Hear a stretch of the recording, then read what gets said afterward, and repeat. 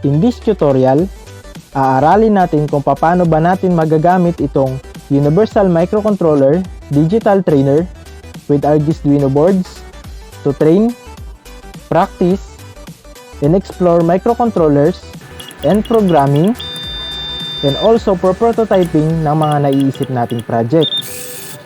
So itong Egismo Universal Microcontroller Digital Trainer ay isang training peripheral platform na dinesign to make your microcontroller learning experience a lot more enjoyable.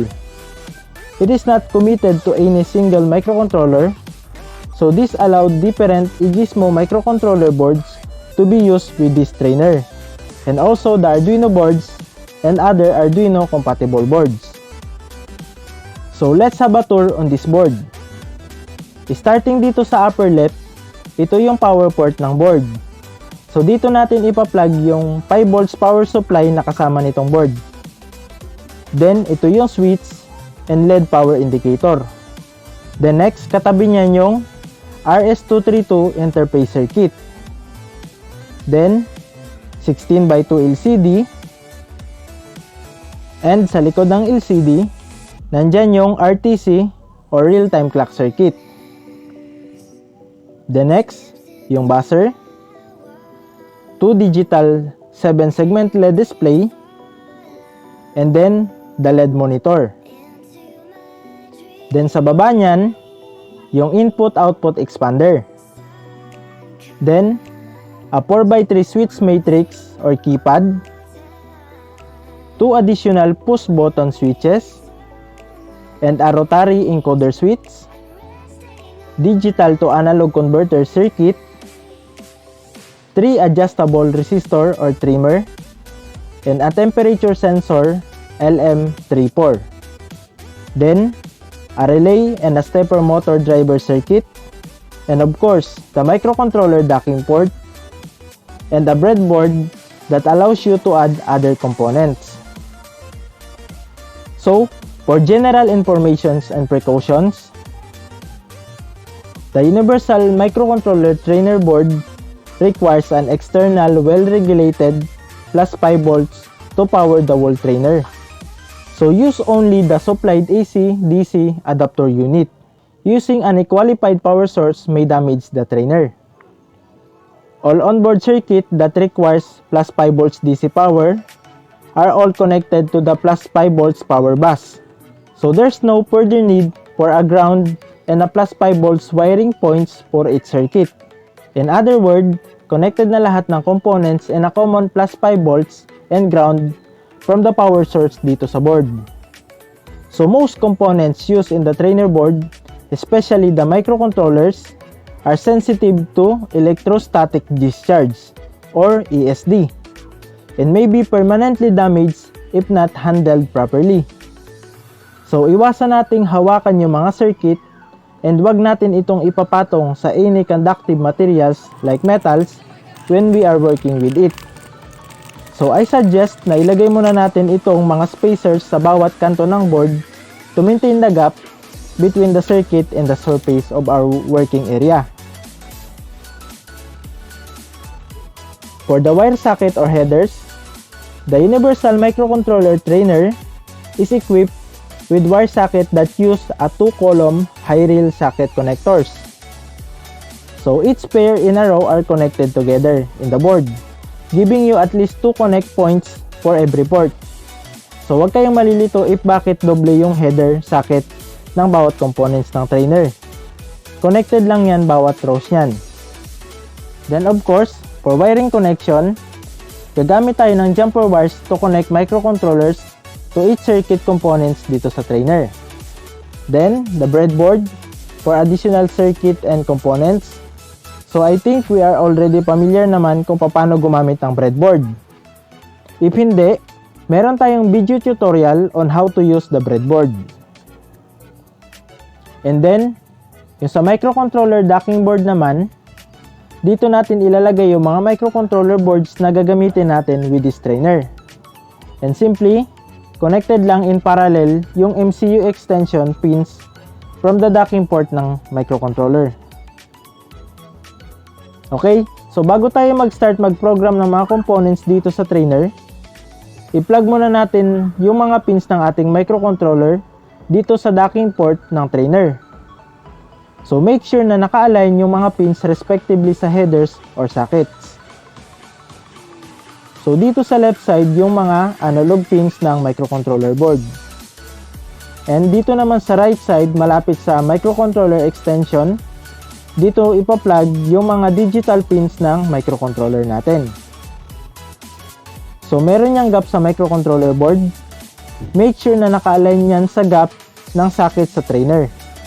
So in my case, Arduino X at Mega 1281 version 2.0 ang gagamitin kong microcontroller board. So sa tutorial na ito, ituturo ko lang yung ilang basic kung paano gamitin itong trainer.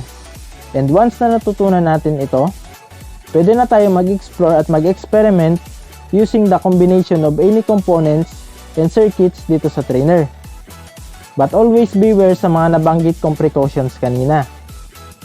So ang una natin gagawin is makapag-display ng simple text using the 16:2 LCD. Sa part na ito, I assume na na-plug na natin yung microcontroller board natin dito sa trainer. And also, meron na tayong Arduino IDE version 1.6.9. Ang gagawin na lang natin ay mag-download ng Arduino patch file and also mag-install ng PL2303 Prolific driver kung sakaling Arduino microcontroller ang gagamitin natin. So by default ng Arduino IDE, kung mapapansin nyo, wala pang Arduino dito sa boards option. So, punta lang tayo sa Gizmo site. Then, search natin yung Arduino board na gamit natin. So, in my case, Arduino X. Then, go to download and click download Arduino IDE software patch.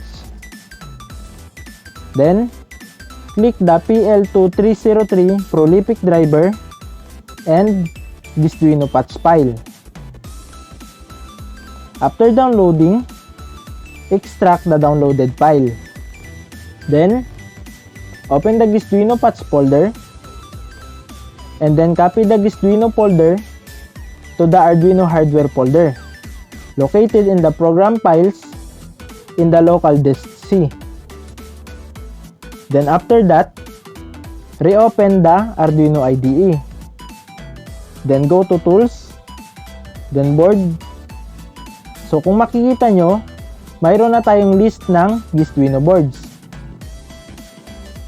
So next, open the Prolific driver folder and run the installer. And then click Finish. So, okay na. Now, dito na tayo sa trainer. For the circuit ng LCD, using jumper bars, first, connect the LCD RS pin or registered select to the A0 or analog 0 of the Arduino board. Next, connect the RW pin or read-write of the LCD to the ground ng board.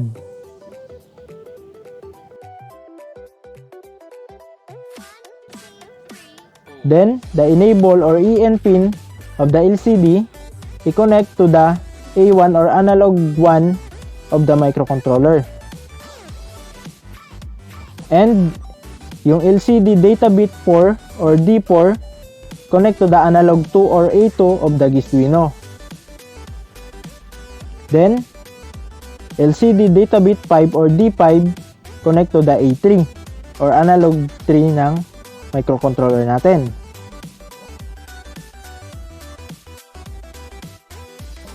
Then, LCD D6 to A4 or analog 4. And last, LCD D7 to analog 5 or A5 of our Arduino board. So kung mapapansin nyo, puro analog pins ng Arduino yung ginamit ko for the LCD connection. So optional lang naman yan. Pwede din natin yang i-connect sa mga digital pins ng microcontroller. But later kasi, sa mga susunod nating tutorial, kakailanganin natin yung mga digital pins to interface the other components dito sa trainer. Kaya nilagay ko yung LCD sa mga analog pins natin to reserve digital pins of the microcontroller. So next, let's do the programming part.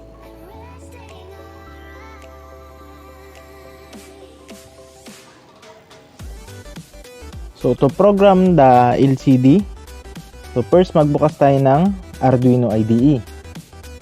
And hintayin lang natin hanggang sa mag-open na to.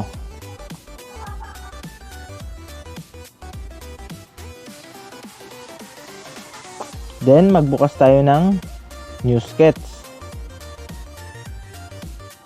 Then first, i-include natin yung library ng LCD.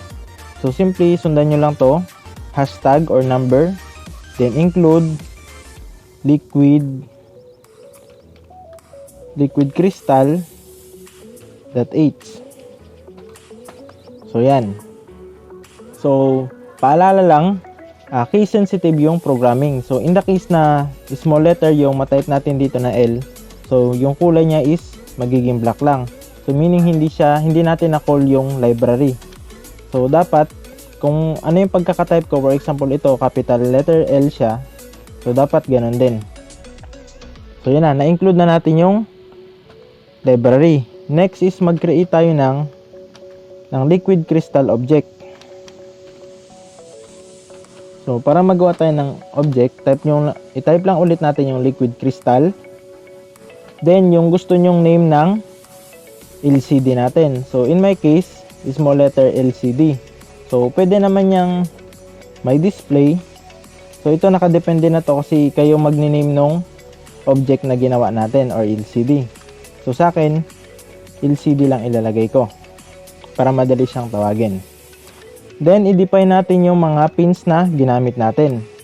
Starting doon sa RS pin which is nakakonect sa A0 ng ating microcontroller. Then next A1, then A2. So separated sila ng kama bawat pins. A3, A4 hanggang A5 which is yung sa D7 natin. Then close parenthesis then semicolon. So yan yung nakagawa na tayo ng liquid crystal object which is ang pangalan niya is LCD.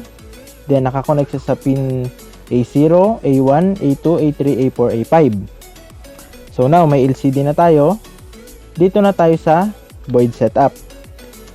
Dito natin ilalagay yung or i-define natin yung LCD kung ilan yung rows and columns niya.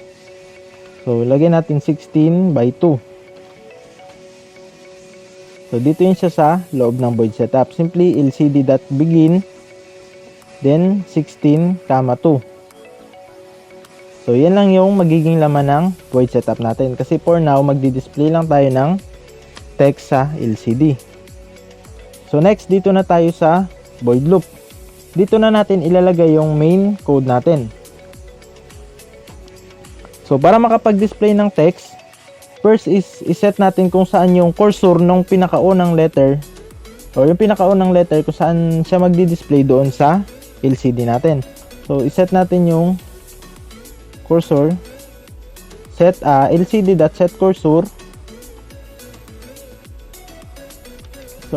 cursor, then yung cursor natin 00. So remind ko lang, yung numbering ng LCD natin is starting siya parati sa 0. So pag nasa siya sa taas, yung pinaka leftmost, top leftmost ng LCD 00 siya.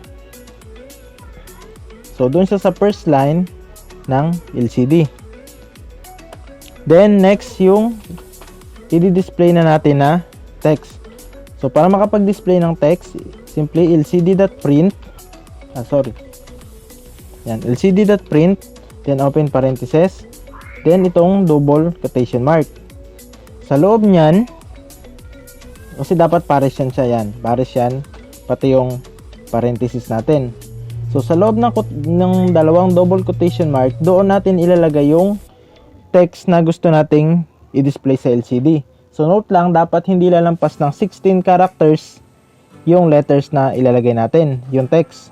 Kasi 16:2 lang yung LCD natin.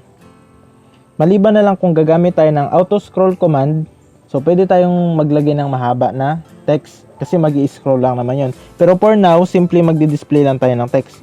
So kayo, bahala kayo kung anong letters o word yung ilalagay natin, basta hindi siya nalalampas ng 16 letters. Included yung yung spacing. So sa akin, welcome to our, so yan yung sa first line ng LCD. Yung di-display niya is welcome to our. Then para doon sa second line, kailangan iset ulit natin yung cursor ng ating LCD. So para mag-display para sa second line, simply 01 yung ating cursor. So sundan nyo lang yan, 01, ibig sabihin sa leftmost pa rin siya, then sa second line na siya or sa second row na siya ng LCD. So yan, naset na natin yung cursor, then again lcd.print, then yung text na ilalagay natin sa baba. So sa akin, welcome to our YouTube tutorial. Then pair ng quotation mark, then parenthesis and semicolon. So wag niyo kakalimutan yung semicolon sa bawat end ng line ng code natin. Kasi yan yung pang-end ng, ibig sabihin hanggang dyan lang yung command dito sa per line natin. Then sa void loop at saka sa void setup, parati yan siyang may pair ng curly brace. So ito, kung ilan yung open brace natin, ganun din yung closing niya. So ibig sabihin hanggang dito lang yung end ng code natin. So now, tapos na yung program natin. So yan lang, ganyan na siya kaigsi. So first, i-compile natin yan siya para makita natin kung meron ba tayong error. So compile natin. Ito, compile or verify. So sa unang code natin, kailangan pa natin siyang i-save kasi hindi pa siya nakasave yung program. So i-save ko siya sa desktop lang. Then i-name natin siya ng LCD print text. So yan, bahala kayo kung anong name. So sa akin, LCD print text, then save. Then automatic magko-compile na siya. Hintayin nyo lang hanggang sa matapos tong pag-compile niya. So malalaman natin kung may error tayo, may na-mistype tayo or may kulang, or kaya maayos naman yung program natin.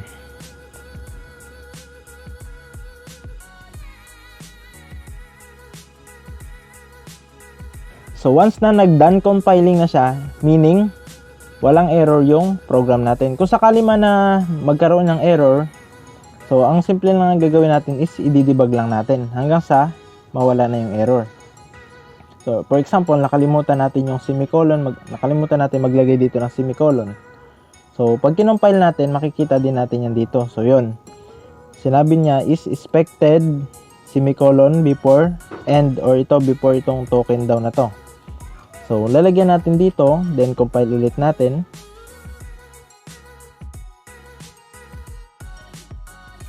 So yan, done compiling na siya.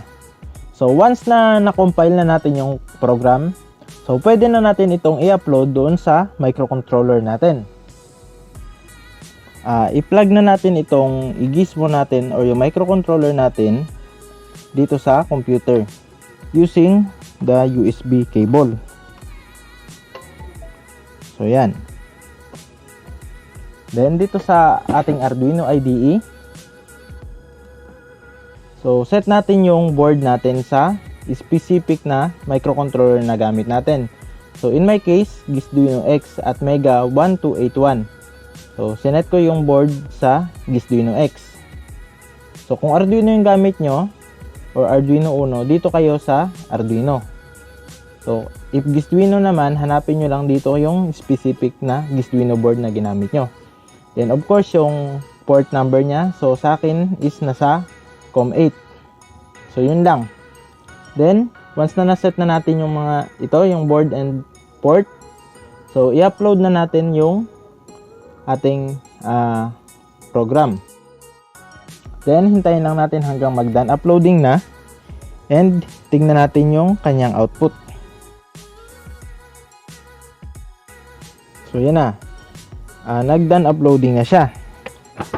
So tignan natin dito sa trainer yung kanyang output.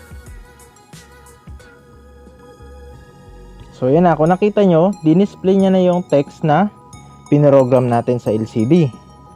So in the case na walang naka-display dito sa LCD, for example, na-upload nyo na, na-compile yung code, na-upload, then walang nag-display na text.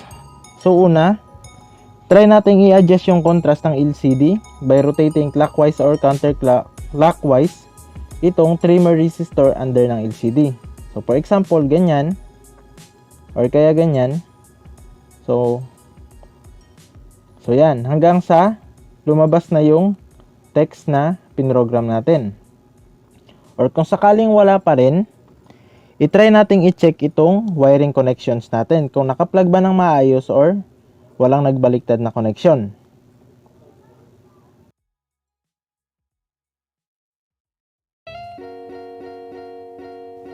So for the next tutorial, gagawa tayo ng simple clock dito sa Universal Microcontroller Trainer using the RTC or real-time clock and itong 16x2 LCD natin. So please subscribe to this channel at muli, magandang araw sa inyong lahat.